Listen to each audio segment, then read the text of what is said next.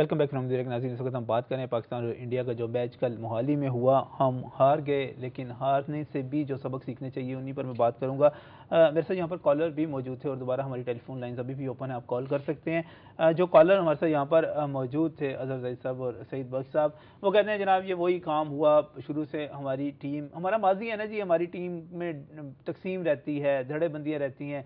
अब धड़ेबंदी उन्होंने जो बताई वो ये थी कि शाहिद अफरीदी को नाकाम किया जा रहा था। उन्होंने अब्दुल रज़ाक का नाम भी लिया, उन्होंने यूनुस का नाम भी लिया, उनका मिसबा की बात भी उन्होंने की, नाकाम किया जा रहा था। मेरी बात पूरी सुन लीजिएगा जी। कि अभी आपने आज अखबारात के तबसर भी पढ़े होंगे कि अब अफरीदी को रज़ाक की दोस्ती नहीं निभानी चाहिए। ये आज के तबसरा मैंने खुद भी पढ़ा। ये दोस्ती की थी, अब ये दोस्ती में उन्होंने ऐसा किया या दुश्मनी में किया, ये तो यहाँ ख़त्म हो गई बात। अच्छा। दूसरी, ये कोई भी पाकिस्तान का बड़ा प्लेयर था, ये भी चाहे बैठे, मैंने भी कहा कि जी शोएब अख्तर को खेलना चाहिए। अब जो टीम मैनेजमेंट है या कप्तान है, उन्होंने नहीं खिलाया। अब वहाब रियाज ने दी परफॉर्मेंस, इस पर तो अब कोई नहीं बोल रहा कि हमने तो ये कहा था इसको क्यों नहीं खिलाया, क्योंकि परफॉर्मेंस दी उसने। अगर उसने परफॉर्मेंस ना दी होती तो फिर मैं सारा मैच पे पड़ गया था और अफरीदी पे पड़ गया था। ये तो हकीकत है। बहुत सारे लोग अपना बयान दे के भूल जाते हैं कि यार हमने बयान क्या दिया था। अब अगर अफरीदी को ये पता था तो अफरीदी खुद स्कोर कर लेता। अभी उन्होंने कहा था जी कि मैच में जाके ग्लव्स दिए। आजकल वो दौर नहीं है। एक आदमी तो आप कहें जी इंडिविजुअल कोई बंदा सोचे कि मैं ये कर लूंगा, एक कहने वाला, एक मैसेज ले जाने वाला, एक जिसको मैसेज दिया जा रहा है, तो तीन आदमी इन्वॉल्व हो तो उससे जल्दी बात बाहर निकलती है। सही, रुकती 11 और वहाँ ग्राउंड में 11 और मौजूद, मैं बता रहा हूँ, अपनी दिल की तसल्ली के लिए अपने आप को देखे ना। अब हम टीम को कहानी है, वो क्या अपनी सोच है। अली अजमल है मेरे साथ, डिफेंस से मेरे साथ लाइन पर मौजूद है। अस्सलाम वालेकुम जी। अस्सलाम वालेकुम सर जी, क्या कहेंगे आप? सर मैं आपसे ये कहना चाह रहा हूँ कि ये पाकिस्तान की जो फील्डिंग है, ये जरा इनका मेयार अच्छा नहीं है। इन्हें शुरू से पता है कि श्रीलंका के खिलाफ हमने फील्डिंग अच्छी नहीं की, उसके बाद वेस्ट इंडीज के खिलाफ फील्डिंग नहीं अच्छी की, तो इन्हें फील्डिंग दुरुस्त करनी चाहिए। कोई भी टीम ऐसी नहीं है जो फील्डिंग के बगैर मैच जीत सके। अगर आप बांग्लादेश के साथ भी मैच खेलेंगे तो अगर आपकी फील्डिंग गंदी है तो बांग्लादेश ही जीतेगी। सही, बस मेरे इनसे यही सवाल है। ठीक है, बहुत शुक्रिया, बहुत शुक्रिया। फील्डिंग का तो खैर इशू, आप जब तक मयारी फील्डिंग नहीं होगी आप कभी नहीं जीत सकते। हाँ, लेकिन उसके बावजूद जो टॉप स्कोर जो था हमारा, तो विरसे में चल रही आ रही है जो नजम साहब इस वक्त अगर पहले से अब हमारी फील्डिंग बहुत इम्प्रूव्ड है, but on a given day जब ये कैच छोड़ने लगते हैं तो बारिश ही हो जाती है कैचों से। मैं ये पूछ रहा हूँ कि इस वक्त अगर आप समझते हैं कि यूनुस खान, मिसबा, अब्दुल रज़ाक ये लोग अपनी फील्डिंग को अच्छा करेंगे तो मेरा ख्याल है कि ये गलत सोच है। हमें ग्राउंड में अंडर 16 से, अकेडमीज में अंडर 16 से ये तरबियत देनी पड़ेगी कि आपने गेंद को किस तरह पकड़ना है, क्या आपके अंदर एनर्जी होनी चाहिए। बैट्समैन और बॉलर ही नहीं बनाने, हमने फील्डिंग भी उनको बिल्कुल फील्डिंग है। देखिए जहाँ तक ये बात है ना कि फील्डिंग कमजोर है, वो तो आज से नहीं है, अरसा से है। लेकिन जो बेहतरीन फील्डर माने जाते हैं वो या बैटिंग से हार के गए या बॉलिंग से हार के गए।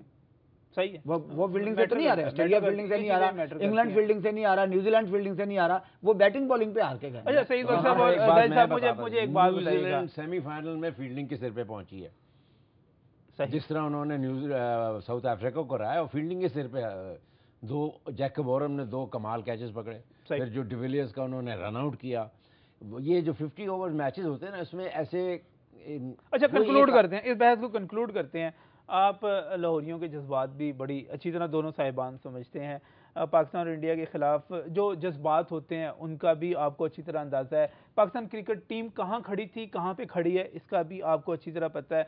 अब हमें आज अगर हम सोचें, सईद बख्श साहब आपसे मैं शुरू करता हूँ इस बात को, हमें टीम को शाबाश देनी चाहिए या ज़रा उनको डांट शांट पिलानी चाहिए, क्या करना चाहिए? नहीं जी, डांट नहीं, मेरा तो ख्याल है शाबाश दे के, और जो एज जिनकी अब मैं वक्त मुकम्मल हो, सही जो खेल चुके हैं, अब यंग एंड फ्रेश लेग्स आपको चाहिए, क्योंकि दुनिया में ओडीआई और 2020 क्रिकेट उरूज पे है।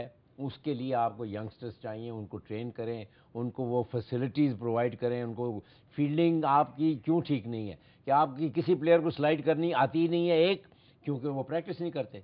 प्रैक्टिस क्यों नहीं करते कि यहाँ के ग्राउंड इतने हार्ड हैं और इतने कि वो एक डाइव मारेंगे तो सारे उनके घुटने और ये सारे छिल जाएंगे।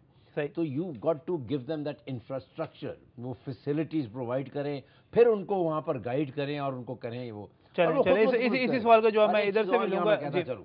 जब तक प्लेयर एंजॉय नहीं करेगा फील्डिंग को, वो कभी इंप्रूव नहीं करेगा। मैं अपने वक्त पे जितना फील्डिंग एंजॉय करता था, शायद मैं बैटिंग और बॉलिंग सईद बख्श साहब, मैं ये अजहर साहब से भी जोड़ लूंगा, लेकिन दरमियान में उकाड़ा से एक कॉलर हैं नईम साहब, उनकी बात सुनते हैं। अस्सलाम वालेकुम जी। वालेकुम अस्सलाम जी नईम साहब, क्या कहेंगे आप? सर मैं तो यही कहूँगा कि अब इनको क्रिटिसाइज करना छोड़ देना चाहिए सबको, और फ्यूचर के लिए कोई अच्छी दुआ, अच्छी विशेष और जो हुआ उसे भूल जाना चाहिए। मगर ये देखें कि इस वक्त तो पाकिस्तानी टीम थी, जब स्टार्ट लिया था वर्ल्ड कप से, तो कोई बंदा ये नहीं कह सकता था कि ये क्वार्टर फाइनल भी खेलेंगे। सही है, सही है। क्वार्टर फाइनल की भी सिर्फ और सिर्फ यही वजह थी कि पहले पाकिस्तान के खिलाफ 2-3 टीमें ऐसी हैं जो बिल्कुल मुकाबला नहीं कर सकती, इसलिए ये क्वार्टर फाइनल में पहुंच जाएगा। मगर कोई बंदा ये नहीं कहता था कि ये सेमीफाइनल में भी इसी तरह सही है, लेकिन वह सही कह रहे हैं, सही है। बहुत बहुत शुक्रिया, बहुत शुक्रिया। आवाज़ का भी प्रॉब्लम आ रहा था, नईम साहब को उकाड़ा से कॉल थी। सवाल फिर वही है, क्रिकेट बोर्ड में जमहूरियत आनी चाहिए। अच्छा, एसोसिएशन को और क्लब क्रिकेट को स्ट्रॉन्ग करना चाहिए।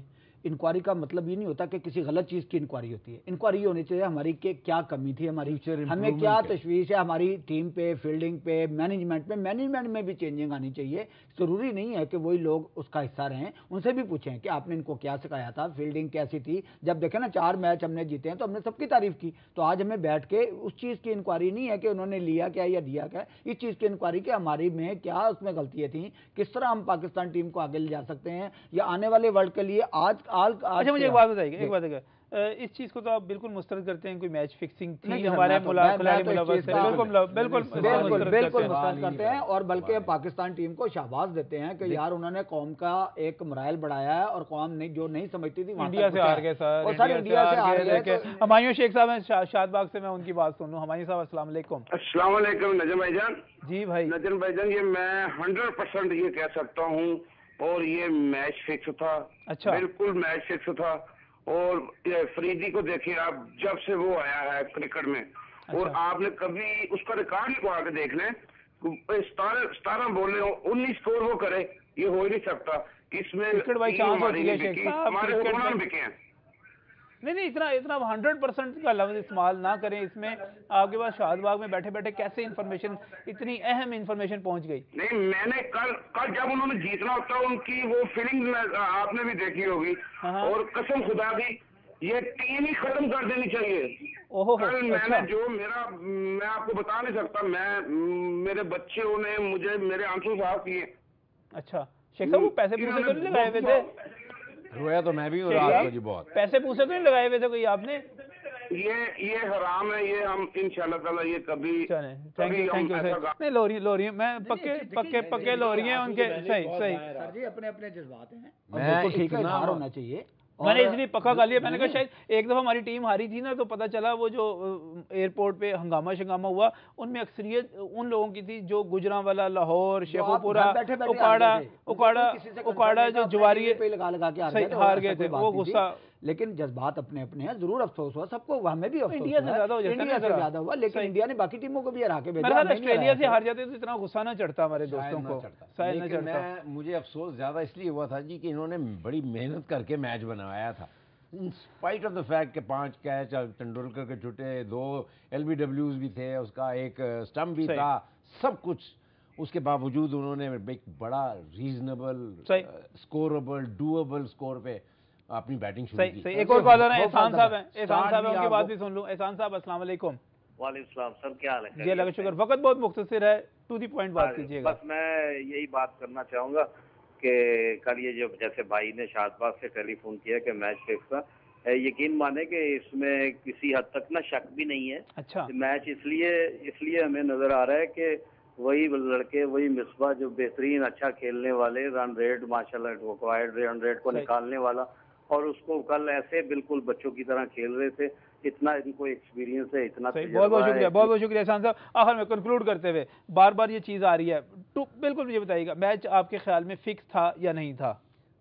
मेरे ख्याल में नहीं था। जैसा आपकी नजर फॉर द बेस्ट, अच्छे के लिए उम्मीद करनी चाहिए और अच्छाई की तरफ जाना चाहिए। सही है, नेगेटिव नहीं सोचना चाहिए। जवाब देना यही जवाब है कि नेगेटिव नहीं सोचना चाहिए। नेगेटिव नहीं सोचना चाहिए, बिल्कुल जी, नेगेटिव नहीं सोचना चाहिए। बहुत बहुत शुक्रिया यहाँ पर तशरीफ लाने के लिए अजहर साहब, बहुत बहुत शुक्रिया सईद बख्श साहब आपका भी। नाज़रीन, जो आखिर में वाकई अच्छाई की तरफ जाना चाहिए। जो हो गया ठीक है, जो किस्मत में लिखा हुआ था वो हमारे साथ हो गया, लेकिन आइंदा के लिए सोचें, अगले वर्ल्ड कप के लिए सिर्फ बातें ना करें, बाकी आज से सोचना शुरू कर दें, कोई कमेटी वगैरह बनाएं, कोई काम शाम शुरू करें बहुत। और थोड़ा सा हमारी जो टीम है, जो लोग खेल चुके हुए हैं उनको खुदा हाफिज़ कह दें, नए खून को लेकर आए, नीचे से काम शुरू करें। मेरा ख्याल है क्रिकेट का जुनून, कल जो हम कज़ावी स्टेडियम से आपको सारा दिन लाइव वहाँ के लोगों को दिखाते रहे, लोरियों को जुनून बहुत है जी, लेके चले उनको साथ, इंशाल्लाह एक अच्छी टीम सामने आएगी। मेहमानों का एक मरतबा फिर शुक्रिया।